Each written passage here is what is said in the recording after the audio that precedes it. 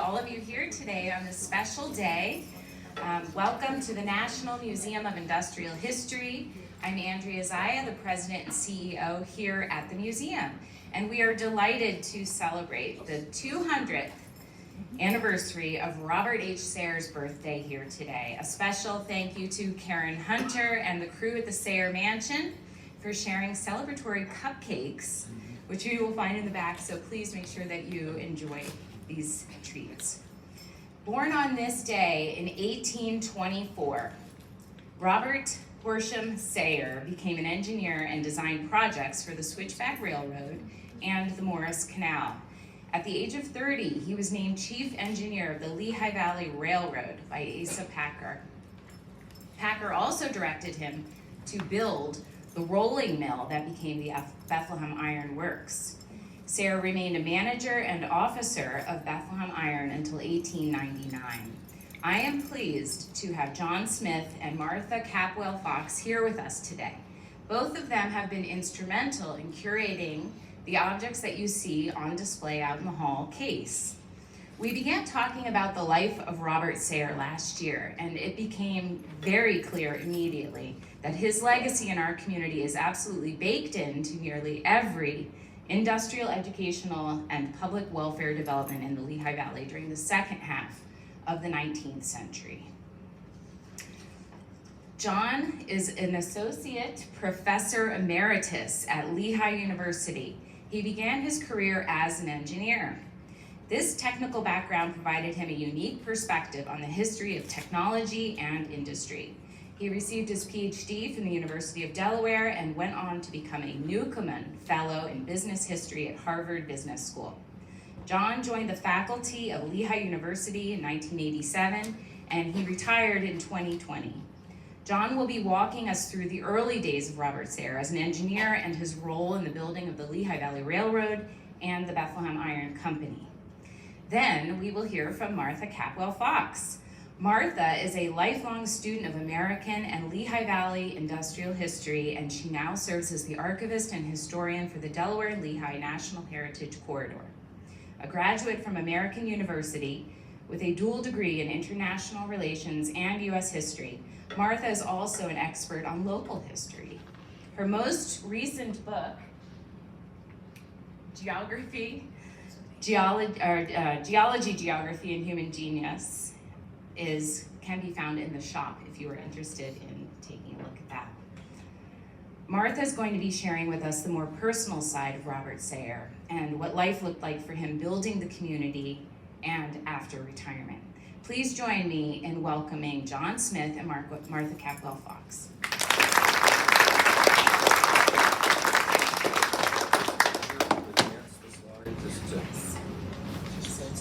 Okay. All right. Thank you for coming out on such a beautiful day and with Oktoberfest.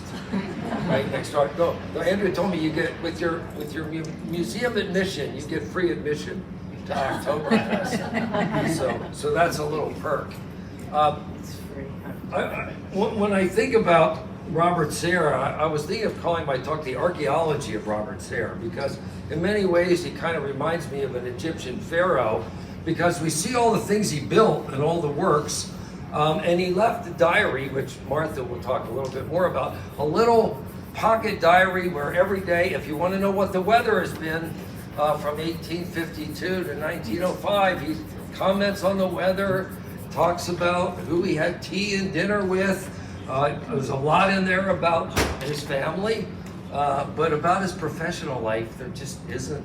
Occasionally, he will mention something about his professional life. And so there's about 1,000,001 questions I have about Robert Sayre that we really have no answer to. And again, you know, where did his papers go? Well, I don't know where they went. There seems to be something interesting here in the Lehigh Valley. You know, Packer's papers have disappeared. Sayre's papers disappeared. Eugene Grace's papers disappeared. I don't know what the secrets that everybody had around here that they didn't want to let out.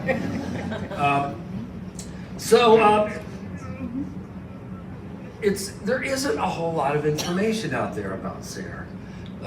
He's really kind of hard to get a handle on. Now, somewhere on the internet, and I made a I made a slight typo here. I found this lovely quote. He was not only a great man, but a good man, loved and looked up to by all who knew him, a man of highest integrity and of great force of character, a firm friend and a generous opponent. I thought that was a really nice quote. Now, if I can only figure out where I got it from. So maybe I'm going to claim it as my own. But in his career, he was an engineer. He was a promoter. He started many things, and he was also a steward. He served on the board of many institutions, for a long time, giving sage advice and helping run these institutions for a long time. He grew up in the boom town of Mauch Chunk. His family moved there the year before the canal opened. His father worked for the canal. And he went to school there, but by age 16, he entered into his engineering career. In his early 20s, he was working for the canal chief engineer Edwin O. Douglas when he was charged with surveying and building the Switchback Railroad, part of the backtrack of the Switchback Railroad. Well, of course, I'm the famous railroad in getting the coal from Summit Hill down to Mauch Chunk, Jim Thorpe. In the early days, they had a straight line railroad that went all the way down the hill, and they took mules on the cars, and the mules would pull it back. Well, Sayre got put in charge at the age of 22 of building a gravity-based railroad where they would take the cars and pull them up with a steam engine and a winch and bring them up to the top of the hill in Mauch Chunk, and then they would go downhill for a long period to Summit Hill, and then they would drag the cars back up to the hill, and then they could go all the way back down to Mauch Chunk. It was a major engineering, particularly for a guy in his early 20s. And at age 28, he was hired by Asa Packer as the chief engineer of a proposed railroad from Mauch Chunk to Easton. And he got hired in April, and he turned in his report in August. And it's a very detailed report. So he worked very hard during those few months. And one of the things that we can see in his diary is he was very anxious. His father had to calm him down a lot. There were several times when he said, I shouldn't have taken on this job. I really can't do this job. And it's really interesting because during this period, he gets confirmed into the Episcopal Church. And that seems to calm him down a lot. And as Martha will point out, Sayre's life was riddled with family tragedies. And really, without his religious faith, I don't see how he could have carried on and lived the life he did, given all of the tragedies that he faced. Okay, so he submitted for the railroad. The railroad opened in 1855, and it was really kind of a slap-together railroad. It was made with iron rails. It had wooden bridges, and there were a lot of trusses, and they had a lot of borrowed equipment. There was a problem with the rails. They weren't happy with the rails they got. So there was a proposal to build the Bethlehem Iron Company, and Sayre, a charter had been given out in 1857 to build an iron works in Bethlehem. Between 1850 and 1870, the Lehigh Valley was really the center of the American iron industry. So Sayre got involved with that, became one of the main promoters of that railroad. And maybe the most important thing he did for the railroad was he was able to convince John Fritz, America's best iron master, to actually come and work there. And it's interesting, Sayre wrote the annual reports for the railroad for many, many years. And they're usually very straightforward. But one of the interesting things is his love of steel rails. He keeps saying, well, we laid in a few pieces of steel rails, and boy, were they good. They were much better than the iron rails. In fact, at one point, they actually laid some right in front of right close to the company headquarters, so that people could see how great the steel the steel rails were. He also wanted to replace all the wooden bridges with iron bridges, and of course that they would make their own equipment. But the problem that he had was with doing this is that while the railroad prospered, 80% of the profits were given out to dividends. Asa Packer and the stockholders wanted their money first. I think Sayre very much would have liked to have used that money to improve the railroad. And it's kind of interesting because when they did want to make capital improvements, what they usually did was they borrowed money. They sold bonds. So Packer at this point with the railroad was becoming very wealthy. He had about 25% of the stock in the railroad. And in 1864, he decided that he wanted to fund a university with a gift of $500,000, which sounds like a lot of money, but I calculated that that was about 2 or 3 years of his dividends. The railroad prospered mightily during the Civil War, and it made Packer a very wealthy man. And then Sayre was put in charge of building Packer Hall. In the following decades, the Lehigh Valley Railroad would expand. It originally just went from Mauch Chunk to Easton. Eventually, it would make it to Buffalo and to New York City, and Sayre oversaw much of that expansion. One of the big engineering hurdles was Jugtown Mountain over here in New Jersey, that I-78, where we've been stuck in traffic jams while they've been blasting the rock out of the top of that hill. Digging a tunnel through that mountain turned out to be a major feat, a difficult thing to do. And it's interesting because the engineer in charge of that was Henry Sturgis Drinker, who was, again, a 22-year-old graduate of Lehigh University. It's really amazing how much responsibility we're given to such young men in these days. Okay, well that's pretty much, okay, now that I've done that, I can show you some of my, let's go back. Okay. Okay, all right, now we go to the next one. Okay, next slide. All right, so this is a nice diagram of showing you what he did with the Switchback Railroad. The original railroad was just this long downhill, and the poor mules had to haul the empty cars back up the hill. And they came up with this ingenious design of pulling the cars up to the top of the hill of the mountain, and then they would coast downhill till they got close to the where the coal was. They'd pull it up to the next mountain, and then come all the way back down. Of course, after this later became an amusement park ride, right? An amusement ride. Lasted until the 1930s. This is just a picture of the incline. This is the one up at Jim Thorpe at Mount Pisgah. Yeah, this is the double pictures. These are stereo views, which was a popular form of photography that I've got a couple thousand of these that I've collected out of probably the 100 million that are still out there. Okay, you want to go to the next slide? All right, so that was my slide to illustrate the Lehigh, what he did, founding the Lehigh Valley Railroad. Eventually, there was a town of Sayre up in northern Pennsylvania where they did a lot of work on the building and restoring and maintaining their rolling stock.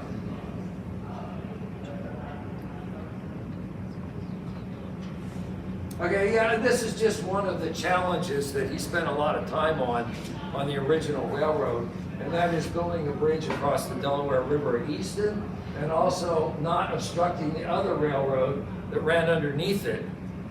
So we had to build the railroad up over top of the other one. Okay, and here's an interesting, a very early stereo view of the Bethlehem Iron Company. That's a really nice picture. I wish I owned it. I only downloaded it off the internet. I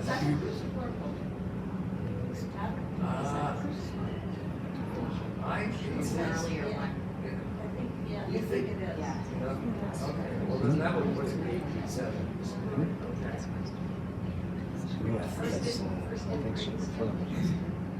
Okay, and then here's another interesting view. This is of the building of Packer Hall at Lehigh. And then this shows you the the eventual extent of the Lehigh Valley Railroad. Much of it done while Sayre was the chief engineer. One of the interesting things, before the railroad went all the way to Buffalo, they had to interchange with the Erie Railroad in southern New York, and it had a different gauge. So this is a very clever way of having the cars come up over the top and then dump the coal underneath that would fall into the cars underneath in order to transfer the coal from one railroad to the other. Eventually they convinced the Erie to put in a third rail so that they could run their same trains on it, and then eventually they built their own railroad. Lehigh Valley built their own railroad to Buffalo. Okay, this is just a slide about the Pattonburg Tunnel through Jugtown Mountain. And I always love these things about how much stuff they had to do.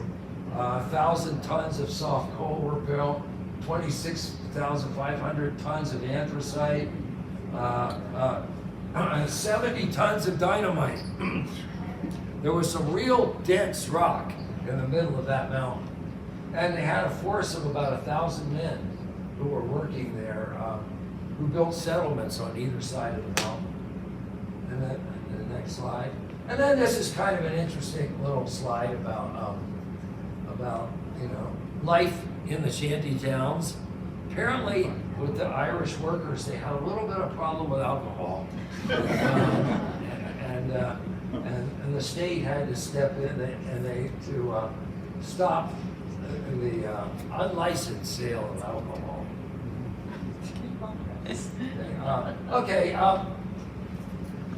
Sayre, this is just a nice picture of Sayre I found in the newspaper. He did leave.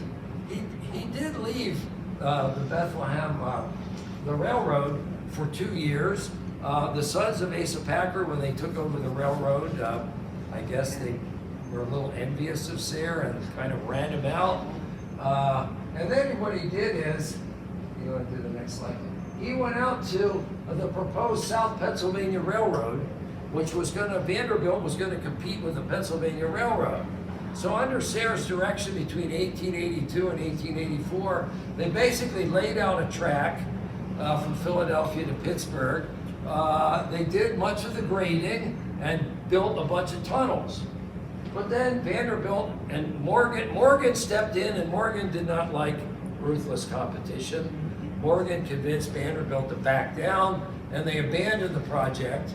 And this right-of-way stayed there until 1938, when it became Pennsylvania Turnpike.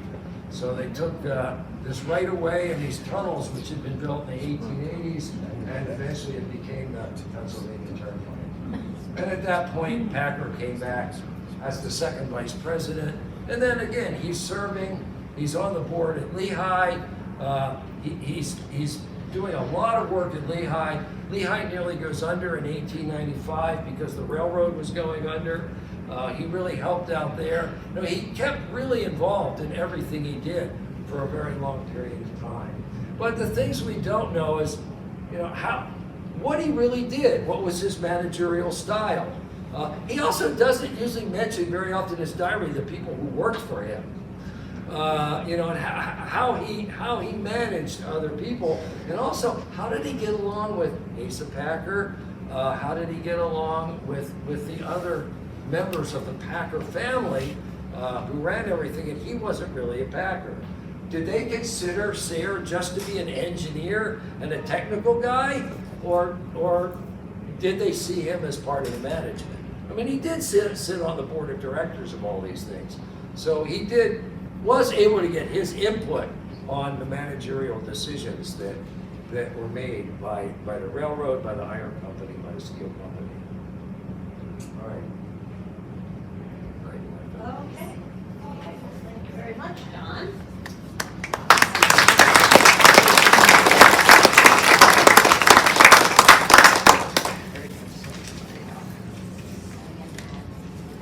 familiar with this. If I started reading to you from that, we'd be here until tomorrow morning. So, thank you very much. I'm delighted to see all these folks, including some of my fellow parishioners from Nativity. And I'm very grateful to Andrea and Emily Marcello, who's the collections manager here, because I will claim credit for the idea of this exhibit, and they grabbed it with both hands. We at the National Canal Museum are very fortunate that for a long time we were the only place in the valley that was collecting anything that had to do with our industrial heritage, and that was thanks to my predecessor and mentor and very dear friend Lance Metz. Lance cultivated all sorts of relationships with people who were the descendants of many of the notable industrialists and developers in the 19th century. 2 years ago, for the 200th anniversary of the birth of John Fritz, was a marvelous exhibit here, and we were able to supply a lot of material from the National Canal Museum's collection because Lance made the acquaintance of a descendant of Fritz, and that was a family that never threw anything away. And so we have shelves of John Fritz stuff. As John mentioned, however, Sayre is another story, and we are very fortunate in that Lance also made the acquaintance of Bob Frick, who was a descendant of Sayre's, as well as James Cox, who was not only a steel executive here, but he was also married to another Sayre descendant, and he himself was a descendant of Erskine Hazard. So I used to sit behind Jim and Ruth Cox at church some mornings, and then I'd say to Lance, oh yes, I saw Jim and Ruth. Jim had been president of the Canal Museum board, as a matter of fact, for a while. And he said, you know, that's the whole history of the Lehigh Valley wrapped up in two people. So I must acknowledge my predecessors, and when I started to look at the Sayre story, I stumbled on a ancestry list. And I realized that there's sort of a through line in the whole Sayre family that kind of, you can see how it influenced Robert Sayre's life, even through people that he certainly never knew.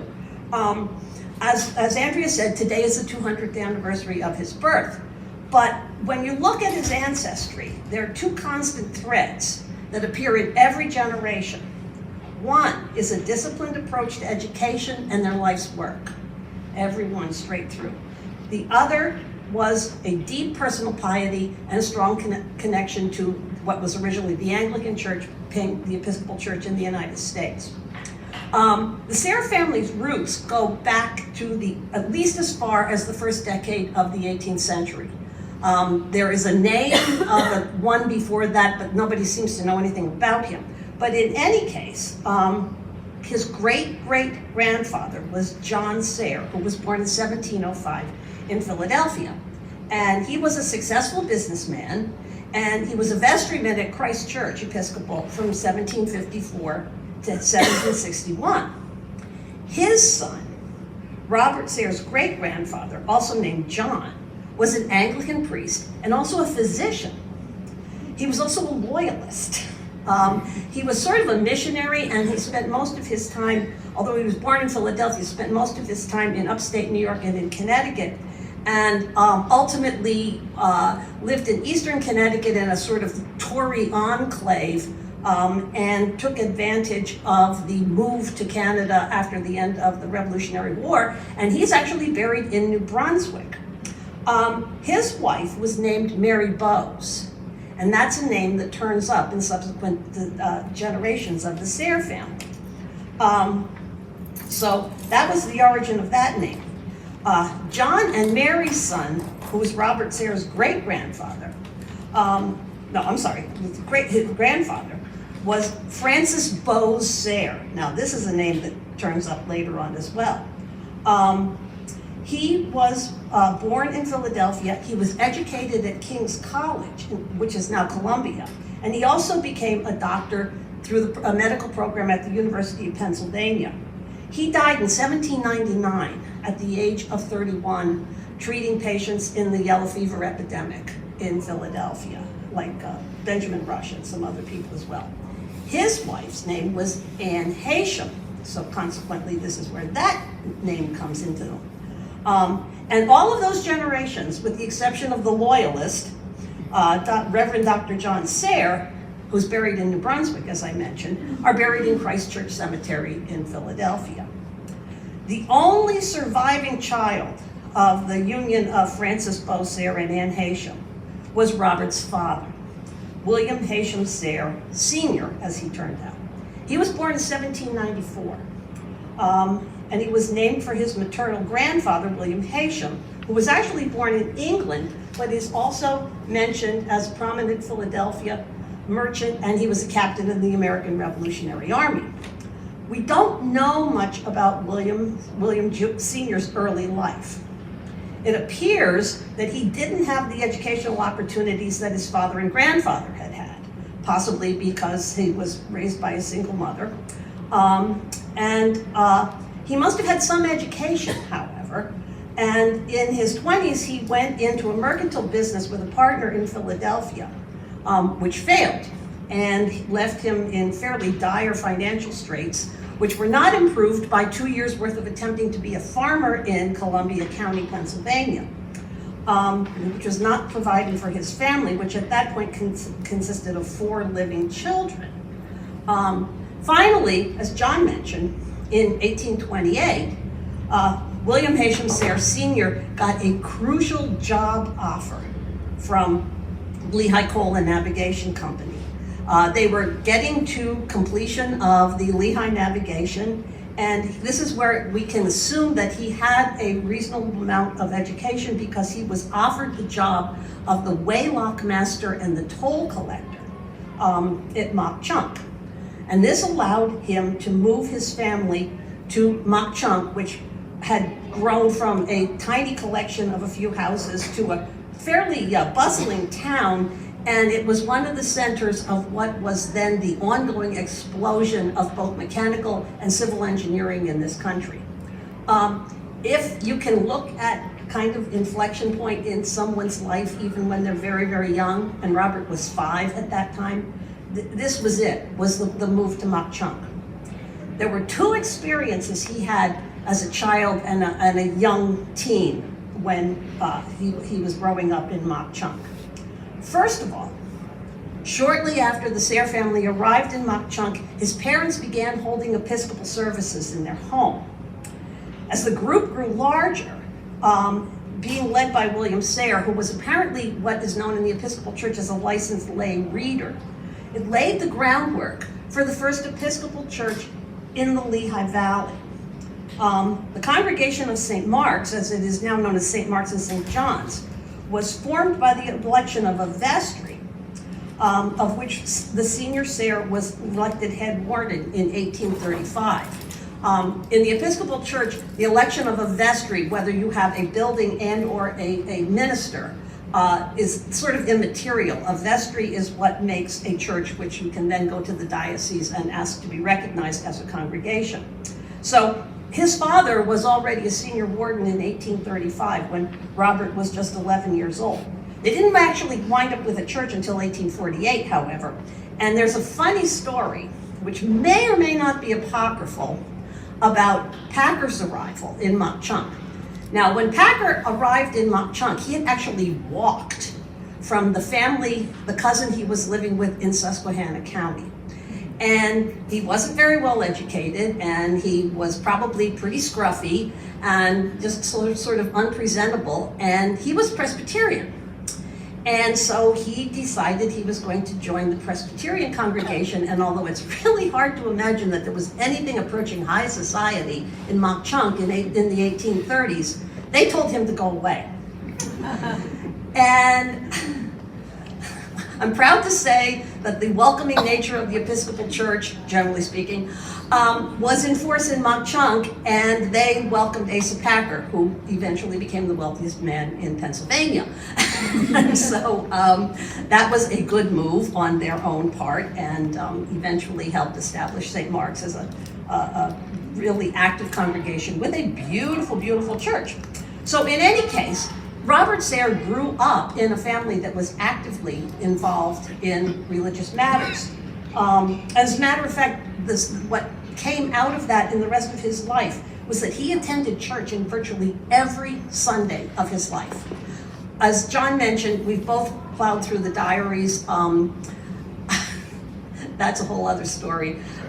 With trying to decipher his handwriting, I brought the one photocopy of a volume with me just so you can see what we're up against trying to read this. But every Sunday entry starts with attended church and Sunday school.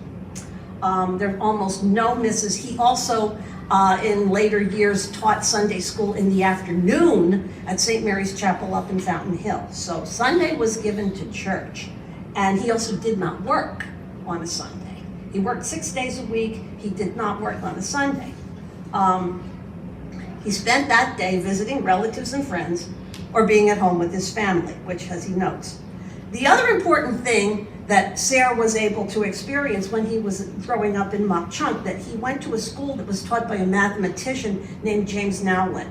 Can't find anything about Nowlin anywhere, but apparently he was highly regarded as a teacher, and while they were under his tutelage, both Robert and his younger brother William learned all of the math and the surveying and the calculus and everything that they needed for what subsequently became engineering careers for both of them.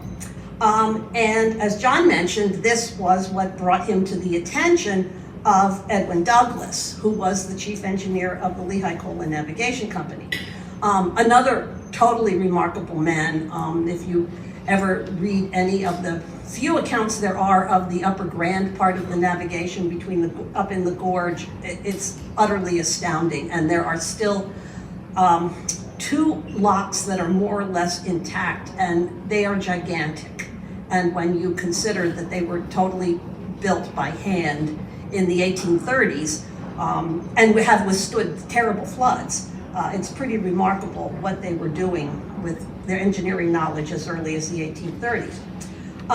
When Robert was 16, there was a disastrous flood on the Lehigh in 1841, and this is what gave him the opportunity to begin working with Douglas. And as John mentioned, he then went on to work on multiple major engineering projects, not only the switchback, the backtrack of the switchback, the enlargement of the Morris Canal, the rebuilding of the Upper Grant section after a flood in 1847. Floods were just constant on the Lehigh, and the Ashley Plains.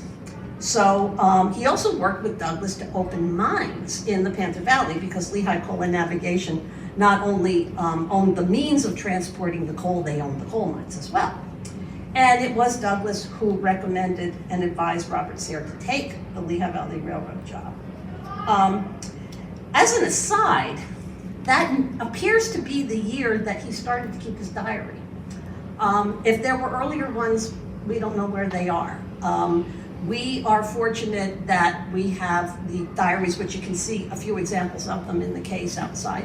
Tiny pocket diaries with usually 5 days each on them, about 6 lines to give to each day, and written in pencil, because that was the only writing implement a man could carry with him at the time. So that partially accounts for his succinctness of his diary entries, as frustrating as they are to us now. But constructing the Lehigh Valley Railroad led to Sayre's movement to South Bethlehem in 1856. That year's diary actually includes a rough drawing for the house that is currently still standing at the corner 3rd and Wyandotte Streets, and his cost estimate of it, which was $9,645.40. And I'm not an engineer, so I can't really decipher his outline with all the little numbers on them and angles, but it is still to be found in the 1856 diary. The family moved into the house in 1858, and at that point it was Robert, his wife Mary Evelyn, to whom he had been married since 1845, when they were both 20. And they had with them their 9-year-old daughter, Mary Elizabeth, their son, Robert Heysham Sayre Jr., who was 5, Mary Elizabeth was 9. Francis Rodolphus Sayre was born the following year, but he died in 1864. And there were two subsequent daughters born before 1863, and they both died as well. The last child that Mary Evelyn gave birth to was Ruth May Sayre, who married Robert Linderman later on in life. She was born in 1864. During the construction of the Lehigh Valley, both Robert and his younger brother, William Heysham Sayre, had spent a lot of time in Bethlehem, even before either of them actually moved here. And the histories of the Church of the Nativity record that there was a small Episcopal community in Bethlehem, which was still like 99% Moravian. In fact, William paid for rooms in the Temperance Hall to hold occasional services. And they got occasional visits from various Episcopal clergy.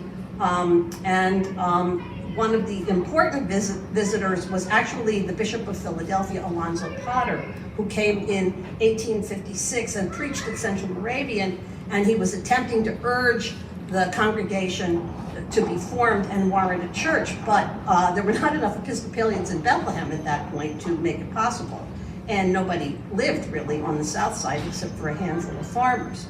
So that changed here on the south side with the completion of the Lehigh Valley Railroad and the North Penn Railroad, the opening of the zinc works, and the beginning of the rolling mills and the iron works. Then in the spring of 1860, a man named Robert Tinsley Jeter, who was building the Ironton Railroad, brought his family to summer at the Freetag farmhouse on what's now Fountain Hill. They were also Episcopalians. And he held lay services in his house all that summer. And the Sayres attended those services. And the following year, rather than having just summers spent here, he moved his entire family buying that farmhouse. And he continued to have weekly services. Apparently he was also a licensed lay reader. On the 1st of May, 1862, Bishop William Stevens, who was the Bishop of Pennsylvania, Philadelphia, was invited to Bethlehem by Jeter, and he preached at Central Moravian, and again urged the people who were in attendance to consider forming a congregation. He repeated that same call the next night at a service in Allentown, which the Bethlehem group attended, and on the way home, they discussed the message that they had had from Bishop Stevens. On the 6th of May, Robert and Mary Evelyn hosted a group of 6 other people. Robert's father and brother, the two Williams, the Jeters, Mrs. Jeter's sister, Susan Richards, and Robert and William's sister, Anna. It was held in their parlor in the house on Wyandotte Street. And the group resolved to form a parish and, quote, endeavor to build a church. And they didn't waste any time, because that was on a Tuesday, and on Sunday, they had their first Sunday school. And it was in the North Penn station, which doesn't stand anymore, of course, down by the river. And they actually had 52 children turn up at that Sunday school, which was taught by Robert Sayre and Mrs. Jeter and Susan Richards. He notes that someone had a little cabinet organ, and they kept it at their house, and they carried it down the hill to the Sunday school classes, and then carried it back up every Sunday. And so all through the summer, they conducted Sunday school classes, and on November 8th, 1862, a temporary vestry was formed. Again, like what happened earlier in Mauch Chunk to form St. Mark's. This is generally considered to be the founding of the Church of the Nativity. William H. Sr. and Tinsley Jeter were elected the wardens, and the vestrymen were Robert and William Sayre, Ira Courtwright, who had been in business in the town of Bethlehem on the north side, and John Smiley Jr., who was associated with the ironworks. They started to raise money for a church, and this is interesting in light of what John was saying about Lehigh Valley Railroad borrowing money all the time. They resolved that they would not open and consecrate the church unless it was free of debt. So they then promptly started raising money, which they did among themselves and also among the community in general. And they also, savvily, added Asa Packer and Solomon White Roberts to the vestry. Packer apparently threw in a fair amount of money. And Solomon White Roberts is an interesting addition. He was Josiah White's nephew, Josiah being one of the two founders of the Lehigh Coal and Navigation Company.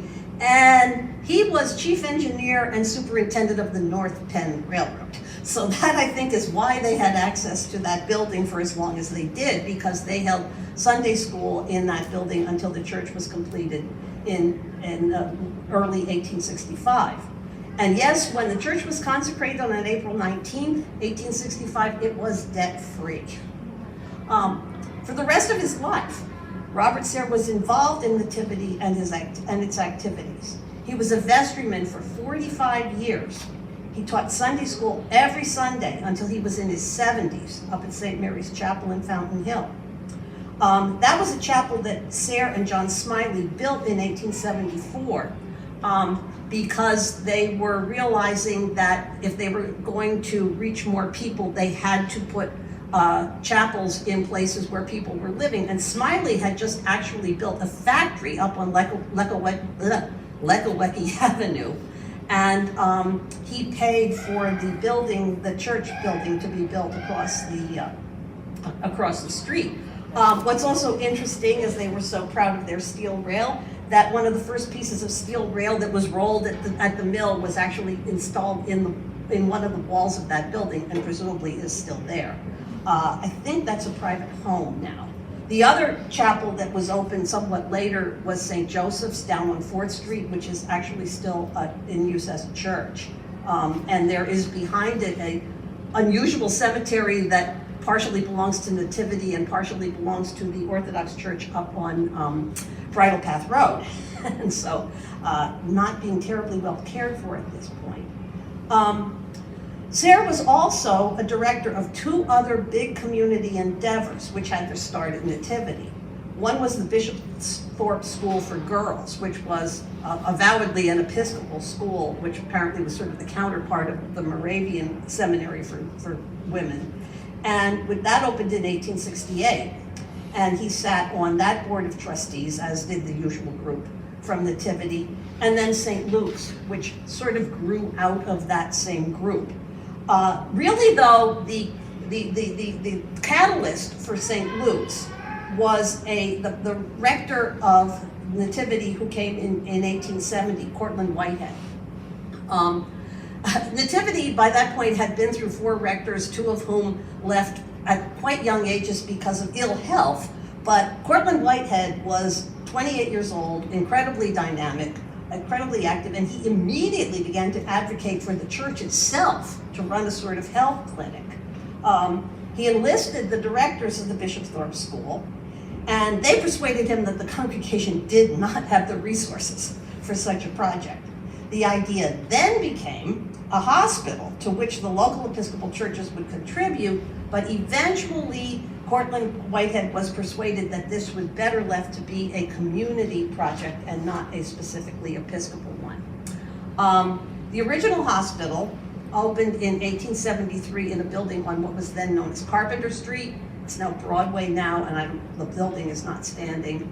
But meanwhile, Tinsley Jeter had taken hold of this project and had bought the property of the Hydrotherapy Institute up in Fountain Hill. And shortly afterward, through Elisha Packer Wilbur, who was Asa Packer's nephew and also personal assistant, Packer bought the property from Jeter. So the board was formed, the original board was formed of Whitehead, Jeter, the Sayre brothers, Smiley, E.P. Wilbur, and Professor William Chandler of Lehigh, who happened to be Robert Sayre's son-in-law. But if it had not been for Asa Packer, in life and in his will, of which Robert Sayre and E.P. Wilbur were the executors, it would have taken much longer for St. Luke's to come into being, because he infused $300,000 at one point and $100,000 at another time, and also urged the development of a professional staff of doctors and then eventually also of nurses. I mentioned, and John did too, that we have read bits and pieces of the diaries, and I brought one of the copies, which mercifully are slightly larger than the actual little pocket diaries that Sayre carried around. So if you're interested, you can have a look at what we're up against with trying to read them. So, as I said, it was written in pencil. Some of the photocopies are not very good. Some of the entries read as though they were written on a train, which is quite likely is what they were. Unfortunately, or fortunately, his diaries are just basically a mix of business activities and travels, meetings of boards, local in Philadelphia, mentions of family and friends. He worked 6 days a week, as I noted, and as John noted as well. He listed the weather for every day. So if anyone is ever interested in working on a project to determine what the weather was like in this part of Pennsylvania between 1850 and 1904, we've got it.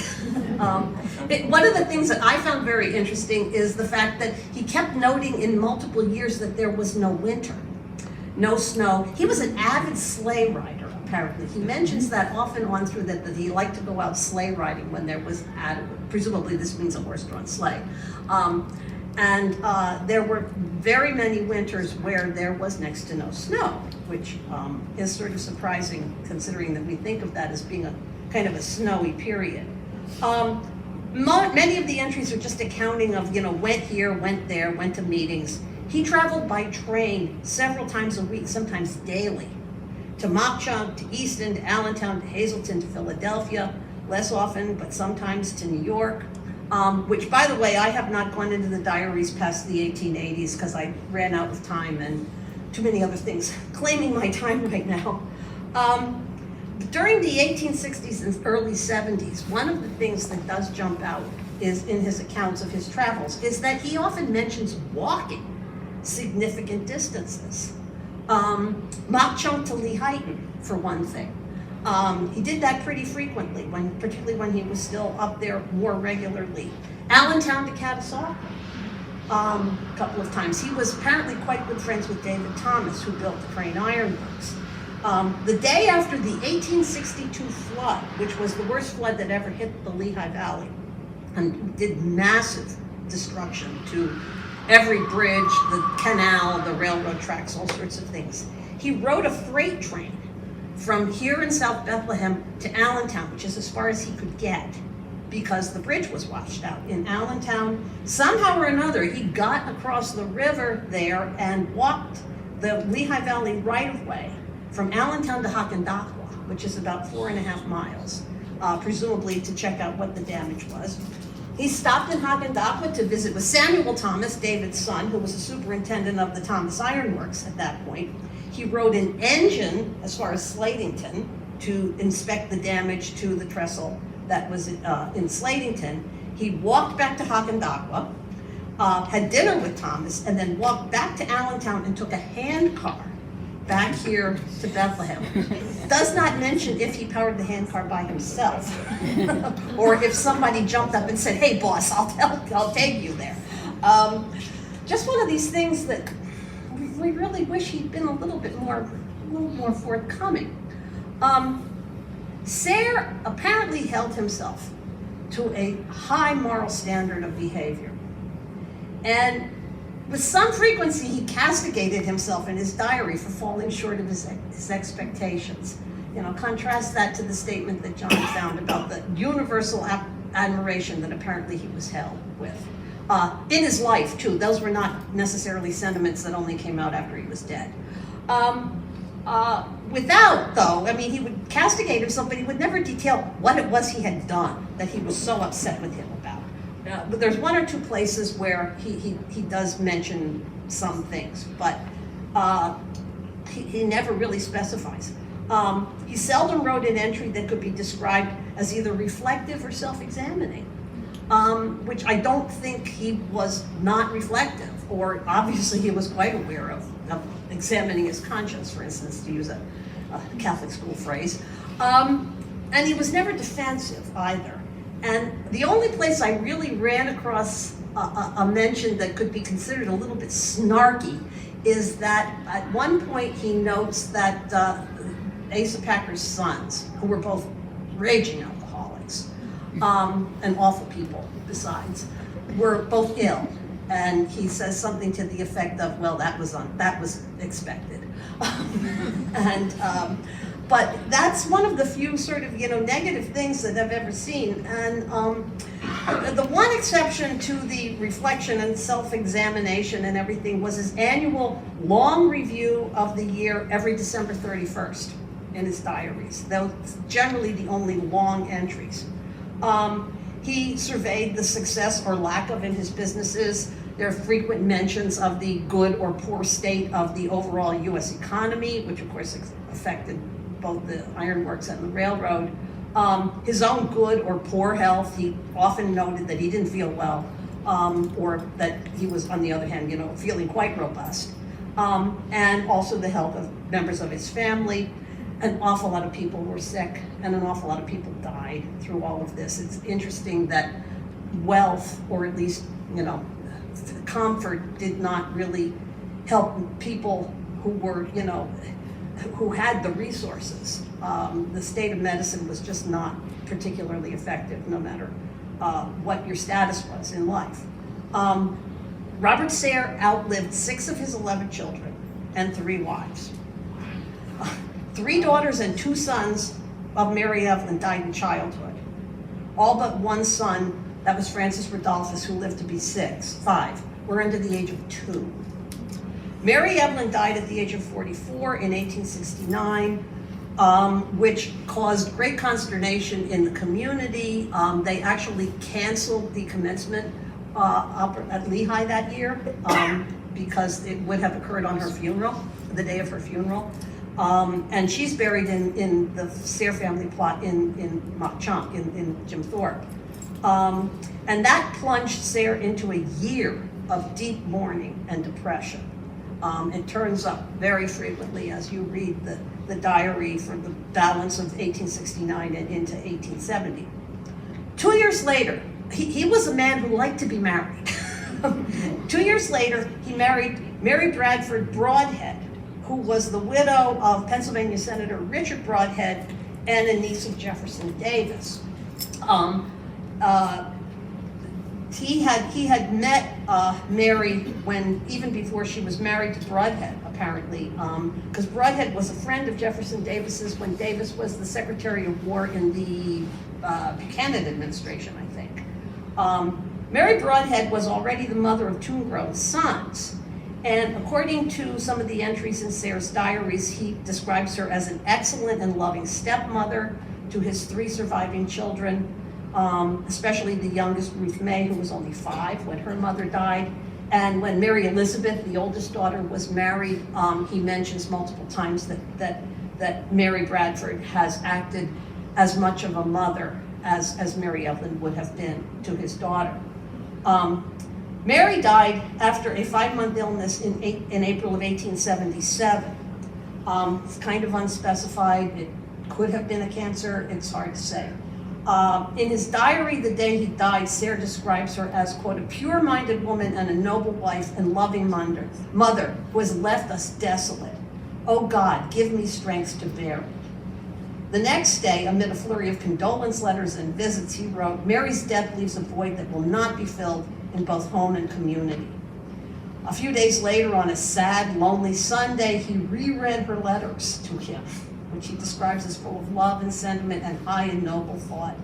He writes, oh, my dear, dear angel wife.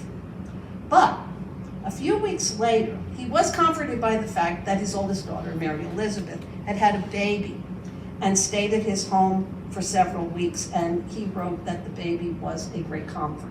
So there was that. And later on, in another era, he mentions that they have had all the Chandler children, while Mary and her husband William have gone on an extended visit to experimental sites and universities in Europe. They were gone for apparently 2 months. No mention of who was taking care of all these children, but he at least had them in his house.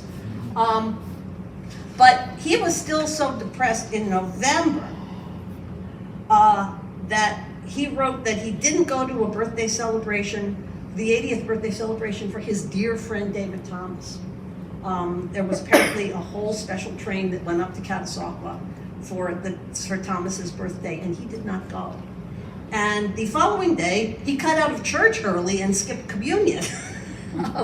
And then he says, I went to bed early and wet my pillow. That's how he describes his depression at multiple different times. On December 24th, he wrote, saddest Christmas I have ever spent. And on December 31st, wrote, I am feeling justly punished for my misdeeds. What misdeeds? He does not say. However, Robert Sayre was finding some sympathy and support from someone he identifies only as R. This would seem to be Helen Augusta Packer Rathbun.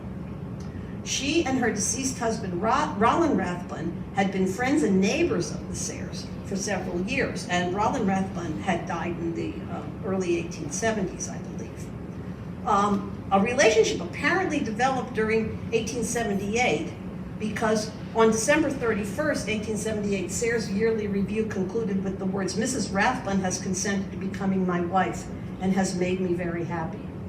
So one of the few things that are sort of the more reflective of his mental state and his life and times at the time. Unfortunately, his marriage to Helen Augusta Packer Rathbun Sayre was the briefest of all of his marriages, less than 14 months. Helen died in June of 1880, apparently of complications of a pregnancy, which Sayre does not mention until his December 31st entry. This was a particularly tragic year. Helen Rathbun had two grown sons named Robert and Walter, and a daughter whose name was also Helen, and she was 17 when she died in Sayre's house, apparently of tuberculosis. And she suffered greatly. Mrs. Rathbun Sayre was apparently already in not great shape with this pregnancy, and at one point he mentions that they moved the mother's bedroom away from near her daughter because the coughing and choking was disturbing her so badly that she couldn't sleep. A whole host of Sayre relatives and nurses and other doctors attempted to help this 17-year-old girl, but she died in February. And Sayre then began to haul Helen around to every place he went for quite some time. Philadelphia, and they went to New York at one point, and they went shopping, and they even went to Atlantic City in March because one of his sisters was in Atlantic City attempting to recover her health with the sea breezes. It unfortunately did not help, and he was distraught when Helen died.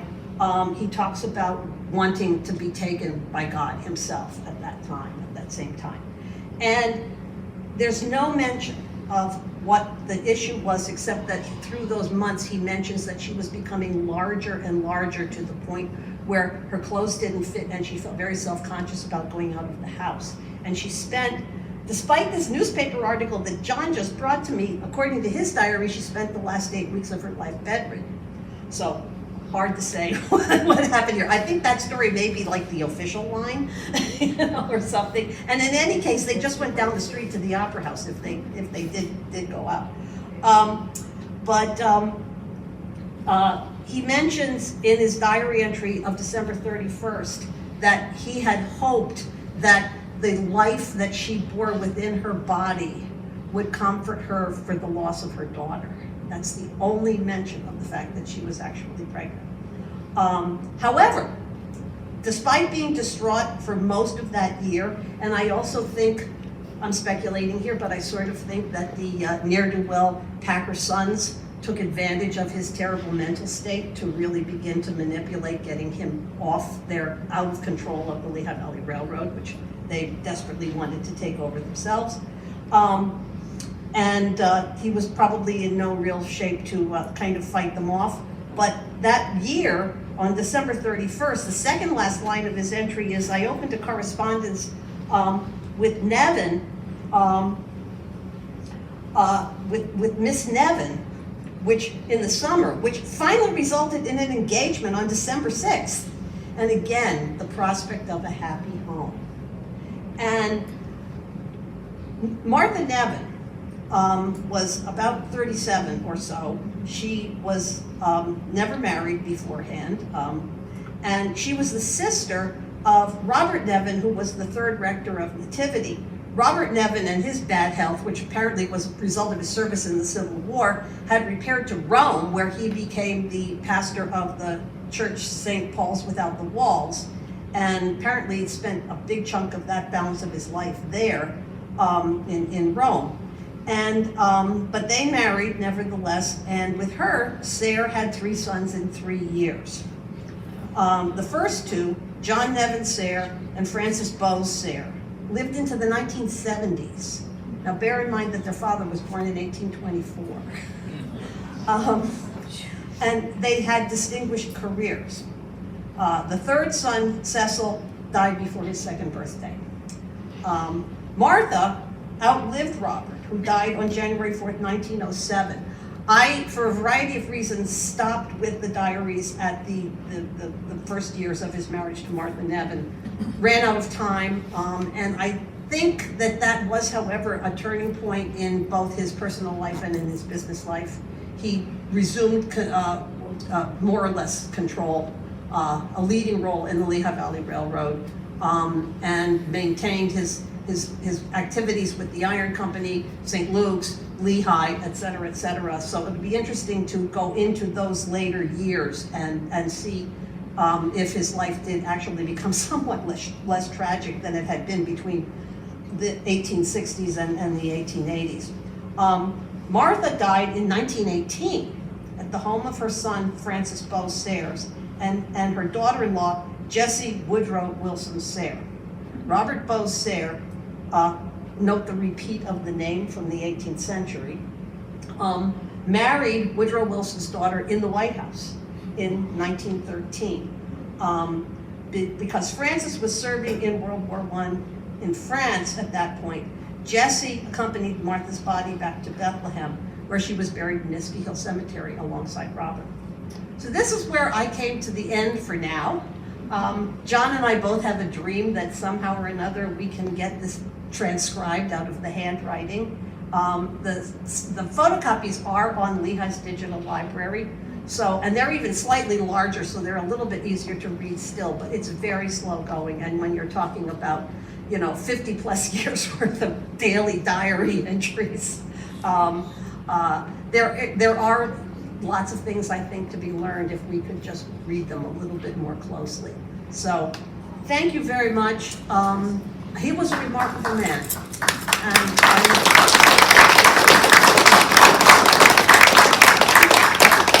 One day, a couple of years ago, I'm on the Altar Guild at Nativity, and we have a Saturday night Celtic service. And somebody has to come in and clean up afterward and set up for the next morning. And I was the only person there, and our deacon, I think it was, left, and he said, "Are you okay here being by yourself?" And he said, "With the ghosts." And I said, "Yes, if Robert Sayre shows up, I have a lot of questions." One other thing I wanted to mention, particularly to my Nativity friends and family and colleagues here. You could say the entire church is a memorial to Robert Sayre to a certain extent, but there are 3 physical memorials, 2 of which were actually things that he created in memory of Mary Evelyn. One is the baptistry window, which has at the top of it, we don't have any of those pictures. Did you get that one? Let's see. Whoa. Did you know that those faces at the top of that window are his first 4 children who died in childhood? And you can see they're actually, especially the guy on the right does not look very happy there. I'm not sure who is who, but those are the faces, actual faces. Those are not stock cherub images for the window. At the bottom of that, of course, as we know, is the Moravian symbol of the lamb. So it kind of unifies our entire thing. The actual cast, can we go to the next picture? Nope. Oh, this is St. Mary's up in Fountain Hill on Leckawecki Avenue. Building still looks pretty much the same. This is St. Joseph's, what was St. Joseph's over on 4th Street by Dunnigan Elementary. The folks who are using this church now are keeping it in beautiful shape. I haven't been inside, but the exterior is lovely. And behind it, as I mentioned, is this cemetery that contains very early burials from Nativity as well as Orthodox people from the church that's now up on Bridle Path Road. Can we keep going, please? Okay, yes. The most visible Sayre memorial is in the side chapel that's known as the Sayre Chapel, even though the Lindermans paid for it. Fortunately for me, this is the only one that isn't bronze and is actually easy to take pictures of, you know. One of the founders and, 45 years of vestryman.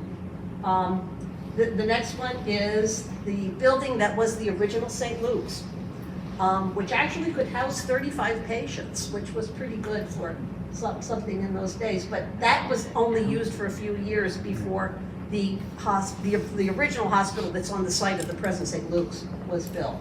So they outgrew this very quickly. The need for it was just tremendous.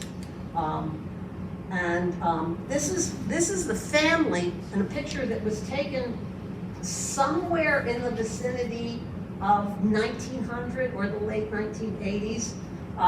Sayre in the middle, with behind him standing is Robert Heysham Sayre Jr., who was one of the 4 who lived to adulthood, but he died of pneumonia at the age of 51 in 1905. Thank you. Yes, 1905. On either side of Sayre standing the boys, I can't remember which is which. One of them is Francis Bowes and the other one is John Nevin, the 2 who lived into the 1970s. The little boy in the front with the curly hair and the bow tie is Robert Heysham Sayre III, who was Robert Jr.'s son. The man with the mustache on the far left is Robert Linderman, who became the head of the president of Bethlehem Steel, Bethlehem Iron, and went into the transition to Bethlehem Steel. Died at a very young age of blood poisoning when he cut his hand on a metal toy that his children had gotten for Christmas. It's his daughter, Ruth, next to him, and the woman in the black hat on the right is his wife, Ruth May Sayre, who was the youngest of Mary Evelyn's children. Couple other people. It's a little hard to distinguish the rest of the daughters and some of the other folks. The man with the white beard who's standing in the back is Cleaver, who was a businessman and banker in Bethlehem. And there's a whole list in a couple of different books. Yates' book, the Golden Years of Bethlehem, and also in Geography, Geology, and Genius is a list of who's who in this particular picture. But you can see the importance of family to Sayre and also the size of them. Who's missing in here? And then there should be one more family picture. Yes. Who's missing in there is the man under the number 9 there is William Heysham Sayre Jr., his brother. Robert and William were very close.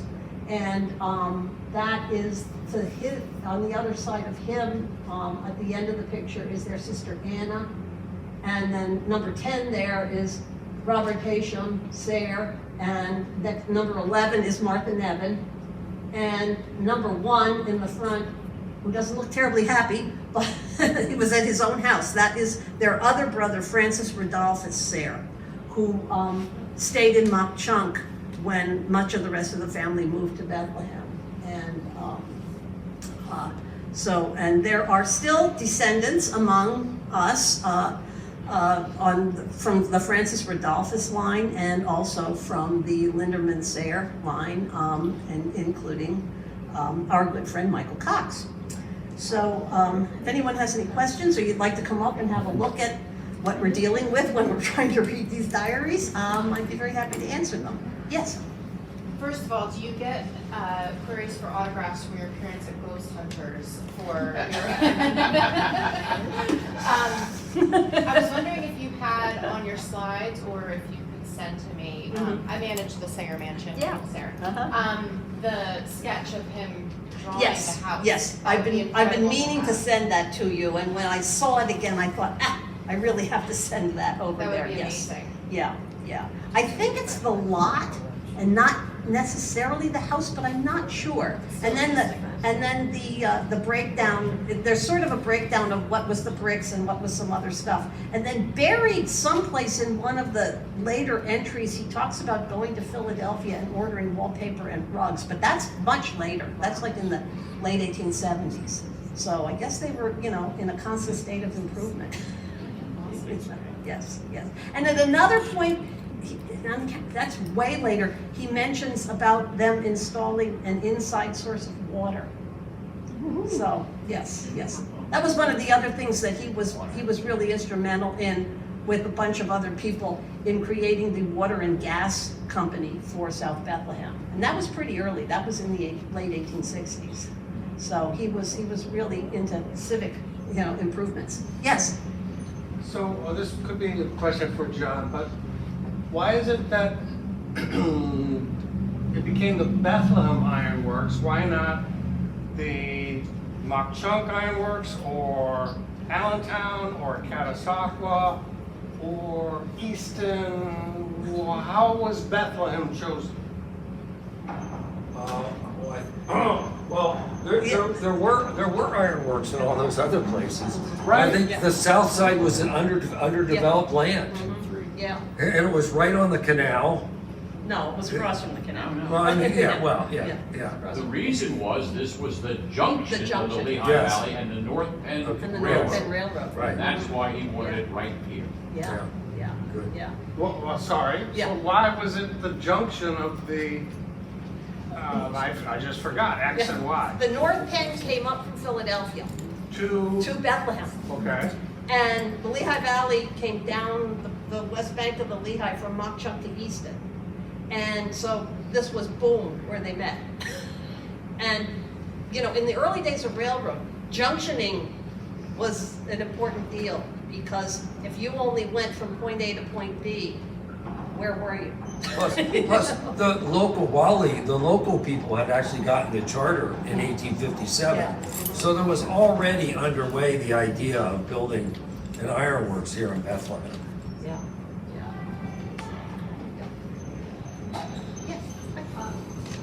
I read somewhere when I was doing some research on the diocese that at one point Robert Sayre had more money than the U.S. government. I quoted that to other people, but I don't remember where I saw it. No, I think it was probably Packer. Well, yeah. It could have been Packer. Well, I don't know. It's Packer. When Packer died in 1879, he had $7 million. Earlier, he was quoted as having in the press as having $20 million. 1879 maybe was not a good year for the railroad, and since much of his wealth was in the railroad stock, when Sayre died, he was worth $3 million.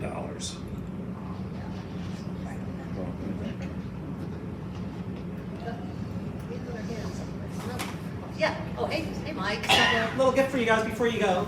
Oh, okay. So- Great. Thank you. Okay. Well, thank you very much.